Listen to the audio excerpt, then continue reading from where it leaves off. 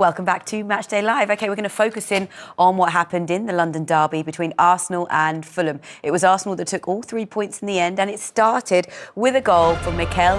He put them ahead.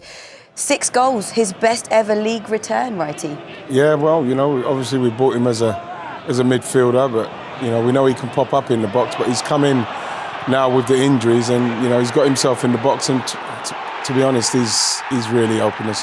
It's similar to Kai Havertz, pushing him a bit more forward and him scoring the goals, and he's getting in there as a focal point and scoring. Great to see Saka come on. Remember, it's been 100 days since we've seen him in an Arsenal shirt, out with injury. He comes on and he makes an immediate impact. It was like it was meant to be, wasn't it? Brilliant from Declan Rice, Martinelli driving forward. This is where Arsenal are at the best, when they take pace and they recognise they're out of shape. Good ball in, Martinelli does really well. And look, there's the star boy himself with the tapping. You won't get an easier finish, but the main thing is he's back on the score sheet. The smile at the stadium was erupting, and great to have him back and on the score sheet. And then this happened in the dying moments of the game. Yeah, a little bit of a worry. I think Miles Lewis-Skelly gets a little bit caught out there, coming forward, and Sessegnon's made the run in behind him. It got a bit nervy because not too long before this, he missed a great chance, Muniz. Arsenal could have easily drawn this game. He missed a fantastic chance, much easier chance than that one he took. So I think we're very fortunate to get away with that one. But I'm quite pleased we did, because it's vitally important we pick up 3 points every time we play at home. OK, well, let's now hear the thoughts of the manager, Mikel Arteta. Well, Mikel, a special night in many ways with Bukayo Saka coming back and doing what he does. Did we see everything that you've missed just by him being in the right place at the right time for what turned out to be the winning goal? Yeah, but as well, it was a good opportunity to see how much people loves him and missed him, And sometimes when you are away, it's good to understand who you are as a person, who you are as a player. And I think the reception he got, it was magnificent. I think he leaves the stadium, and I'm so happy for him because he fully deserved it.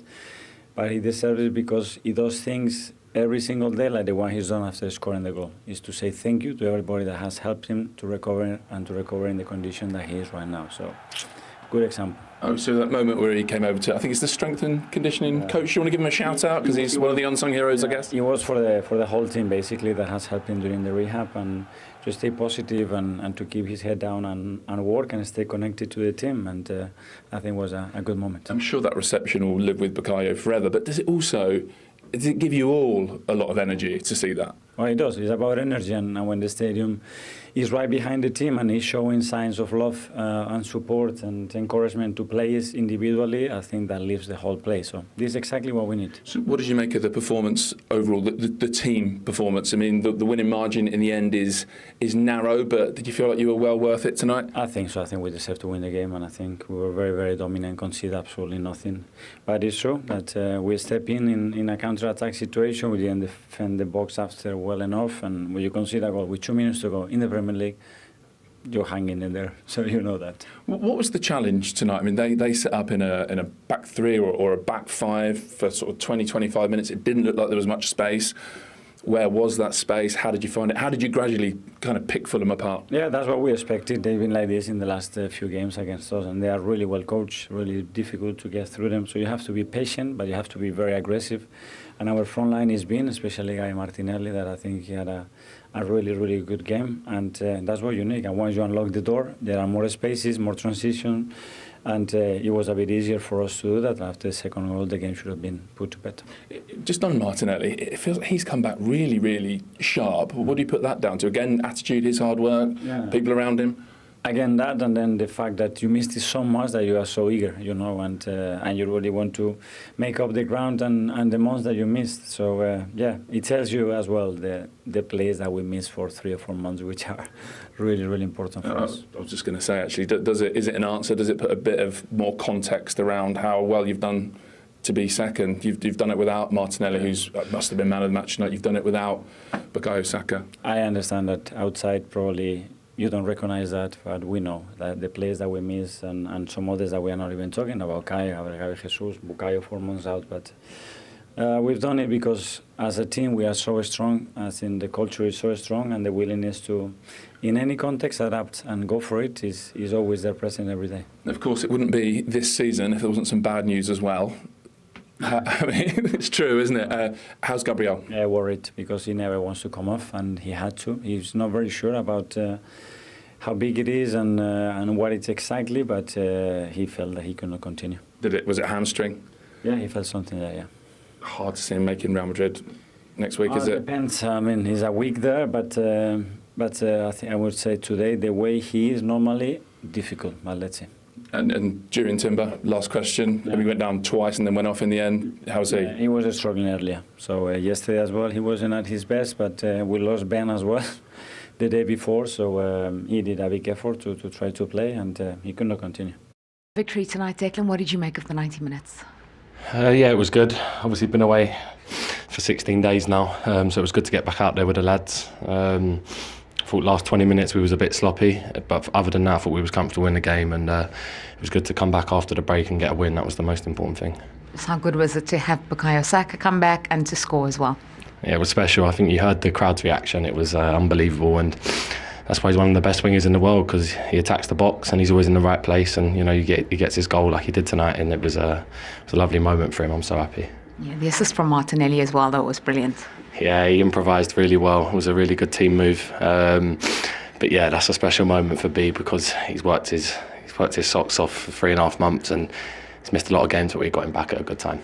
Yeah, on a slightly less happy note, obviously the 2 defensive injuries, a big worry with this big games coming up especially. Yeah, it's disappointing. Obviously, I don't know what's happened too much, to be honest with you, but 2 of our key players injured. Look, we've got other players who are unbelievable, and we're ready to go no matter who we play against, and whoever the manager picks, you know, we'll always be ready. But yeah, let's see what happens with them too. But hopefully it's okay. Well done tonight. Thank you. First half not at the level that should be, and definitely we had some moment. Even we started the game with composure, with trying to get the game with the ball as well. But I think we are not aggressive enough in third attack. We try to keep the ball, but not really that aggressiveness that we have to show on the ball, with the right moves in the right timings as well, to try to punish them in moments. Most of the times we try to keep the ball on ourselves, to try to settle the game, to try to calm down the game, but not in the right moments to try to punish them. Of course, they took the control. We knew that the start from them is going to try to be strong. They are very aggressive, and they push us a bit down. And then I would like to see, but the reality that most of the times the game was under control from ourselves in defensive point of view. Of course, they had one good moment behind Jedi, that a good shot from the boy in the right on their right on side. But apart from that, nothing really special. And in the moment, the way we conceded the goal was I have to say was sloppy from ourselves, and we cannot concede goals.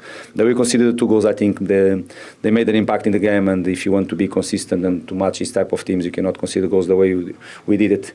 Second half was better, much more aggressive in our attacking line, much more the right moves, much more playing forward and try to create some dangerous moments around their box. And because that, I think we created 4 good chances second half. One with Adama, one with Raul, good shot from Raul, the one with Adama, and 2 good ones from Rodrigo. One he scored and the other he missed.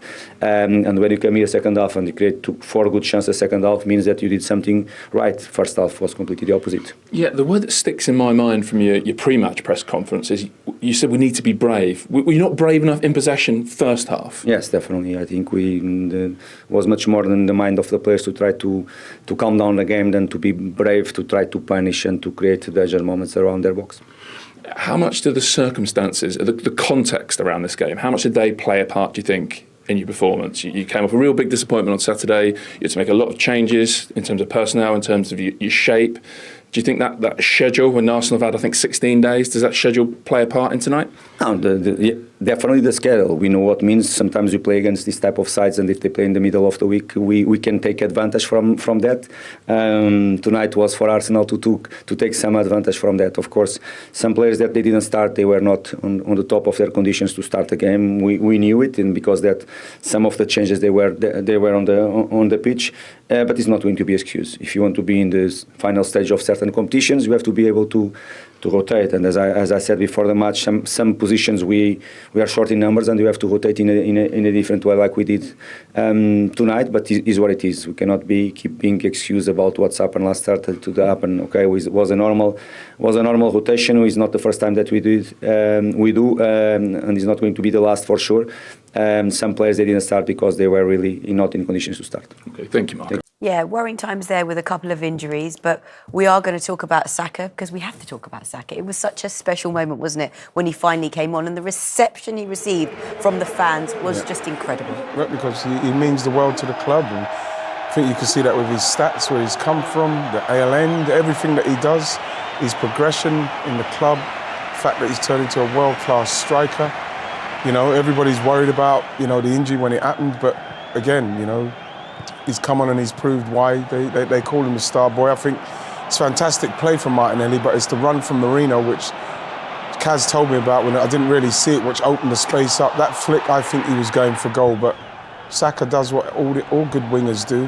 When the other winger's getting ready to cross, or when a cross is coming from the other side, you make sure you cover that back post, and he's done it brilliantly and got a tap in, which is everything he's deserved in respect of the way he's probably worked so hard to get himself back.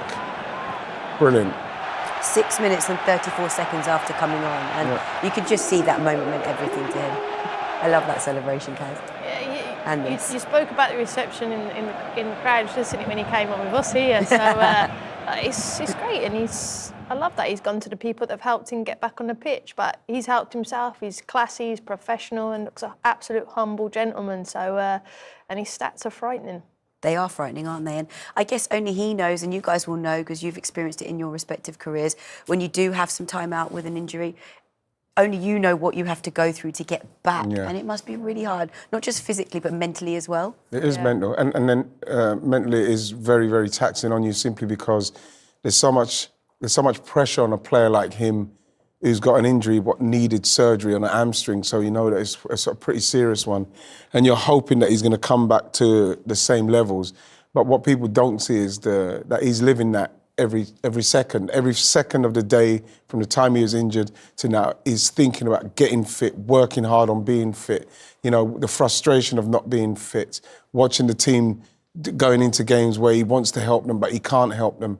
And then in the end, you know, you see him going over thanking people, because those are the people that on a daily basis, when you watch injured, those are the people that are almost like how can you say, like counsellors for them. Yeah. You know, it's speaking to them, mentoring them, keeping them going, keeping their spirits up, especially when the team's not going well, and everybody's saying to him probably when he's walking on the street, when are you coming back? When are you coming back? It's pressure. It's continuous pressure. So the way they've dealt with it, I'm really pleased, because like I was always worried about an injury like this coming from him. He's been playing so regularly since the age of 17, so we knew that at some stage this may happen. So, you know what I mean? It's over. You hope now that he's on the road to just continue to do what he's doing, like the star that he is. Yeah, and at the tender age of 23, yeah. He handles it so well, that pressure, like the expectation on him.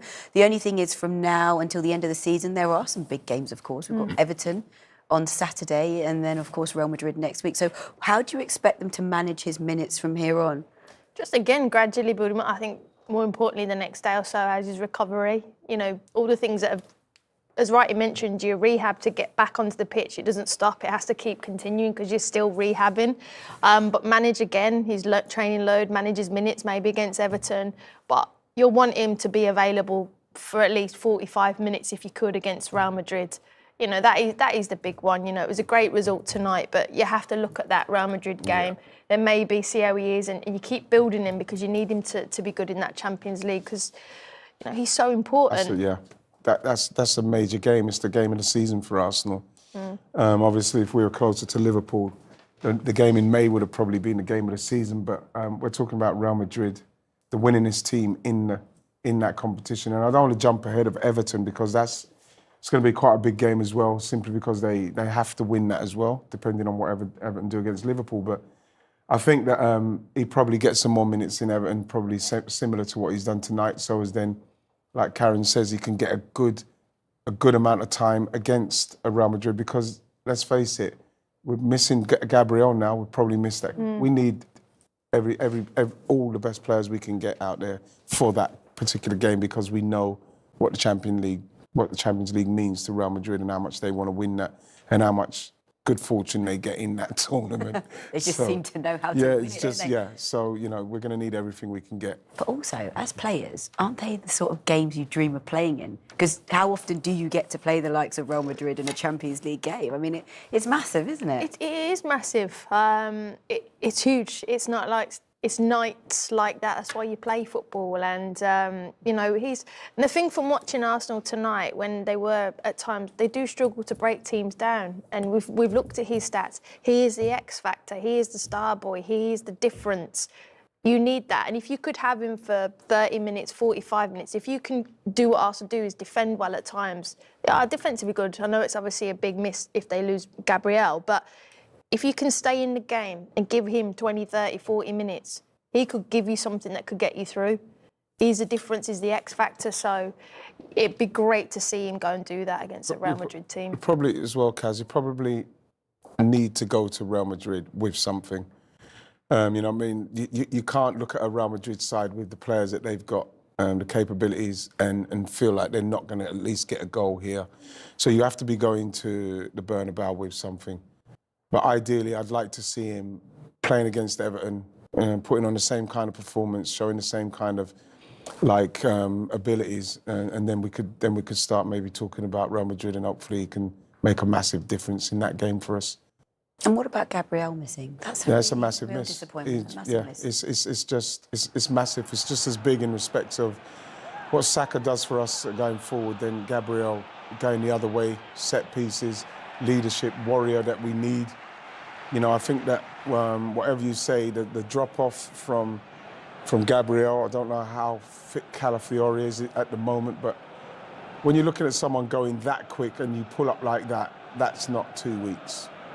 That's a month, that's 6 weeks.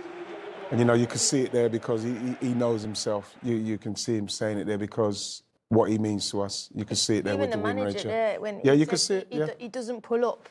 Arteta was pretty honest. He doesn't pull up. He doesn't go down injured, and that's something to if your own players don't do that, and he has today, that is a big concern. Yeah, the win ratio there in that graphic just tells you everything. Right? The thing is, Seema, is that I know we're jumping ahead and speaking about Real Madrid because it is a massive game. It is the big game for the season for us. But without Gabriel Magalhaes in that game, and you're looking at Kiwior, even today, there's a couple of positional moves that you just cannot afford to do when you play against Real Madrid because they're looking for any chink in the armour to exploit.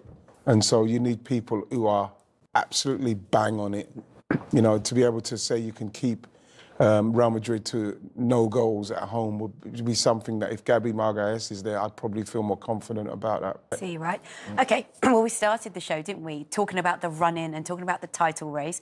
And now we're going to end the show talking about it because it gets very interesting, doesn't it? Of course, Arsenal winning tonight means that the gap between Arsenal and Liverpool is now 9 points. These are their respective fixtures to the end of the season. 9 games left for Liverpool. 8 games left for Arsenal. They both play Everton next, funnily enough. But there's some tough fixtures in there, aren't there? They are for Liverpool. When you look at it, I know it is a very tough ask, but then you look Everton, you look at that, you probably have to say that's a home win. But Fulham, I'd probably give them the away win. Looking at the way Fulham are, watching West Ham today at home at Anfield, you'd fancy them to win all their games at Anfield, but you just have to see what Liverpool turn up when it's away games. You look at Leicester, they probably win that. Home to Tottenham. There's not many games there I can see Liverpool losing, whereas I look at the Arsenal side and Arsenal have to win all of them. So you look like it's a very, very tough ask, but only something majorly disastrous can happen for Arsenal to win the league now. But remember, they do play each other. Match week 36, Arsenal playing Liverpool. Now, that could be a really interesting fixture there. Could be over. Could be over, could be alive, we don't know.